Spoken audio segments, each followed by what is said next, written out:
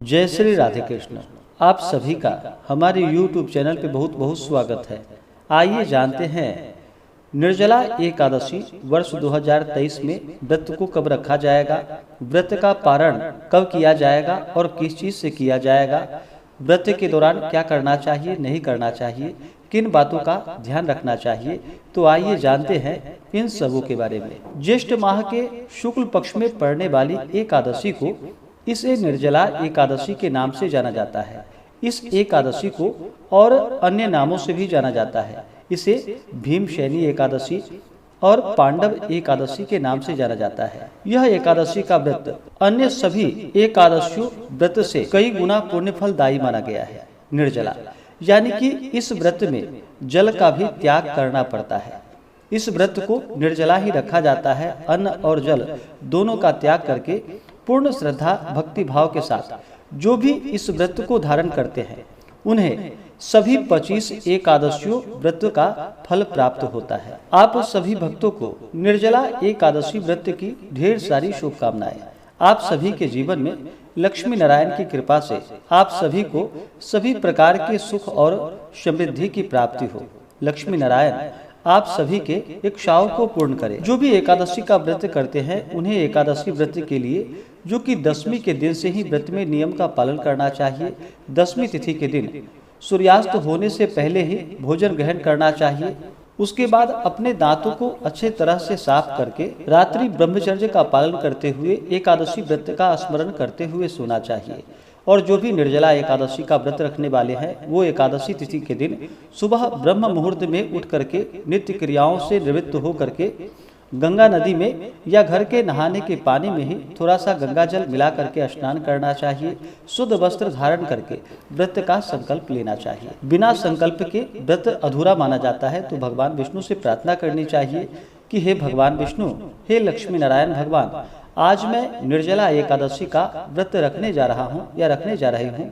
इस प्रकार से भगवान से प्रार्थना करें कि हमारे सभी प्रकार के दैहिक, दैविक और भौतिक पाप नष्ट हो जाएं।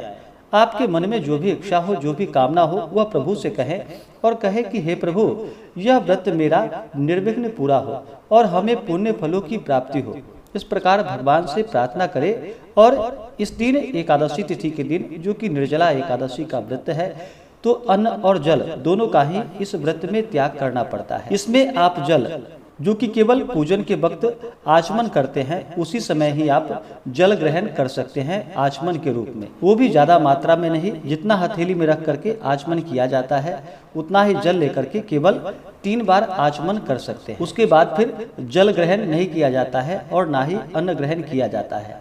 हाँ, जो भी भक्त सक्षम ना हो पाए निर्जला रहने में तो आप फलाहार ग्रहण करके भी व्रत को धारण कर सकते हैं। गाय के दूध का सेवन कर सकते हैं, फलों का सेवन कर सकते हैं। जो निर्जला नहीं रह पाते हैं वो फलाहार करके भी व्रत को धारण करें, इसमें कोई दोष नहीं है। क्योंकि निर्जला रहना सभी से संभव नहीं हो पाता है तो आप अपने सामर्थ्य के अनुसार ही व्रत को धारण करें। अगर हो पाए तो निर्जला व्रत को धारण करना चाहिए। अन्न और जल दोनों का ही त्याग करना चाहिए।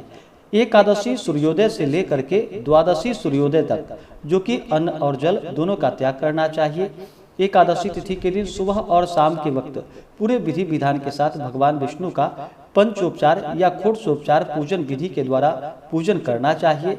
रात्रि में जागरण करते हुए समय को व्यतीत करना चाहिए। एकादशी व्रत में जागरण करने का बड़ा ही विशेष महत्व माना गया है।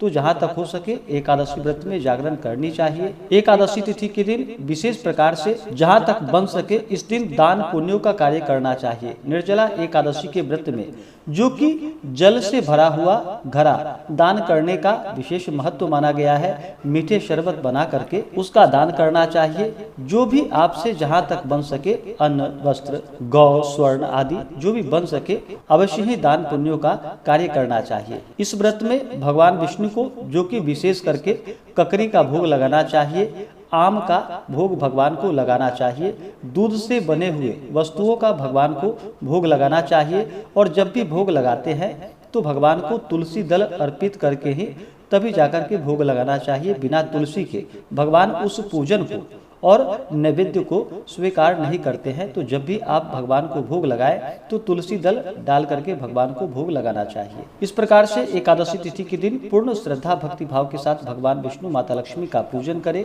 रात्रि जागरण करते हुए समय को व्यतीत करें और अगले दिन जाकर के द्वादशी तिथि के दिन सूर्योदय होने के बाद पारण समय के अनुसार व्रत का पारण करना चाहिए। एकादशी व्रत का जो पारणा किया जाता है वह हरिवासर समाप्त होने के बाद किया जाता है। हरिवासर का समय जो होता है वह समय द्वादशी तिथि का पहला चौथाई हिस्सा, यह समय हरिवासर का होता है। तो हरिवासर समाप्त होने के बाद व्रत का पारण करना चाहिए। जो भी एकादशी का व्रत करते हैं उन्हें एकादशी व्रत के दौरान तामसिक वस्तुओं का प्रयोग बिल्कुल भी नहीं करना चाहिए। नशा आदि का प्रयोग करते हैं, तंबाकू आदि खाते हैं तो इसका भी प्रयोग बिल्कुल भी नहीं करना चाहिए। मांस, मदिरा, लहसुन, प्याज आदि का प्रयोग नहीं करना चाहिए। शुद्ध और सात्विकता का पालन करते हुए धर्म का आचरण करते हुए रहना चाहिए। व्रत के दौरान किसी के ऊपर क्रोध नहीं करनी चाहिए। अपने मन में किसी के प्रति ईर्ष्या या द्वेष का भाव नहीं लाना चाहिए। ब्रह्मचर्य का पालन करना चाहिए। अपने से बड़ों का सदा ही आदर और सम्मान करना चाहिए। महिलाओं का सदा ही सम्मान करना चाहिए।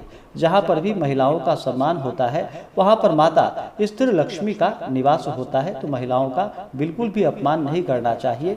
जहाँ तक हो भगवत चरण में अपना मन लगाना चाहिए। दुष्ट, पाखंडी, चोर आदि व्यक्ति से दूरी बना करके ही रखनी चाहिए।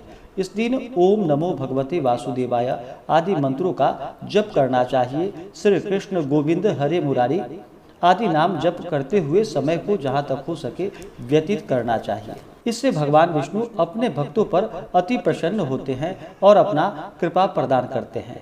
अब आइए जानते हैं निर्जला एकादशी व्रत के शुभ मुहूर्त के बारे में और पारण समय के बारे में। ज्येष्ठ मास शुक्ल पक्ष एकादशी तिथि प्रारंभ समय जो कि 30 मई 2023 दिन मंगलवार दोपहर 1:09 और एकादशी तिथि की समाप्ति होगी 31 मई 2023 दिन बुधवार दोपहर 1:47 पे। तो हमें शुद्ध रूप से जो सूर्योदय व्यापनी के अनुसार एकादशी व्रत के लिए समय प्राप्त हो रहा है वह समय 31 मई 2023 दिन बुधवार को प्राप्त हो रहा है। तो इस दिन सभी व्रत को धारण करेंगे और इस व्रत का पारण जो कि अगले दिन जाकर के 1 जून 2023 दिन गुरुवार को व्रत का पारण किया जाएगा। पारण का जो समय होगा वह समय 1 जून को जो कि सुबह 5:50 से सुबह 7:50 तक व्रत का पारण किया जाएगा। निर्जला एकादशी व्रत का पारण तिलेन पारणम यानी कि तिल से इस व्रत का पारण किया जाएगा। यह संभव ना हो पाए तो आप तुलसी दल और जल से व्रत का पारण करें। द्वादशी तिथि की जो समाप्ति है वह 1 जून को दोपहर 1:40 पे द्वादशी तिथि की समाप्ति है। एकादशी तिथि के दिन सूर्योदय का जो समय होगा वह समय सुबह 5:08 और सूर्यास्त शाम 6:43। नक्षत्र इस दिन जो कि हस्त नक्षत्र होगा सुबह 6 बजे तक, उसके बाद चित्रा नक्षत्र। योग जो कि व्यतिपात योग रात्रि 8:14 तक, उसके बाद वरियान योग।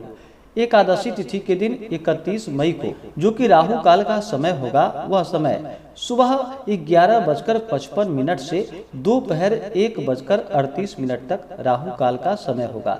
राहु काल समय के दौरान कोई भी शुभ कार्य, पूजन आदि का कार्य नहीं करना चाहिए या नया कार्य नहीं करना चाहिए, यह लाभप्रद नहीं होता है।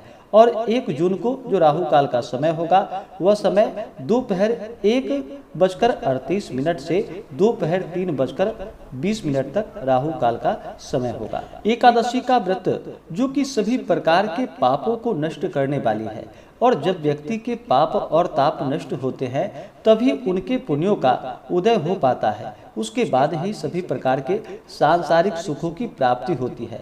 इस व्रत का फल तभी प्राप्त होता है जब आप व्रत में नियमों का पालन करते हैं, श्रद्धा भक्ति भाव के साथ भगवान का पूजन करते हैं।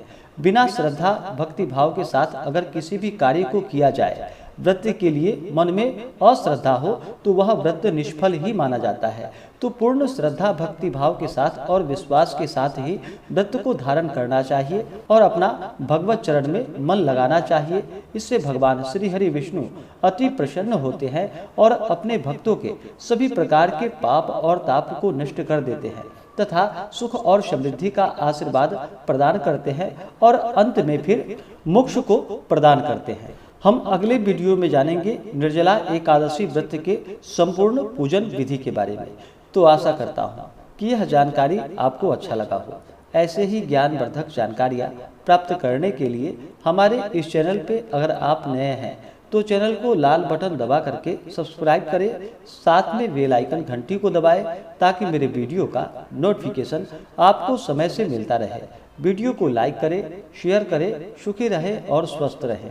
जय श्री राधे कृष्ण। धन्यवाद।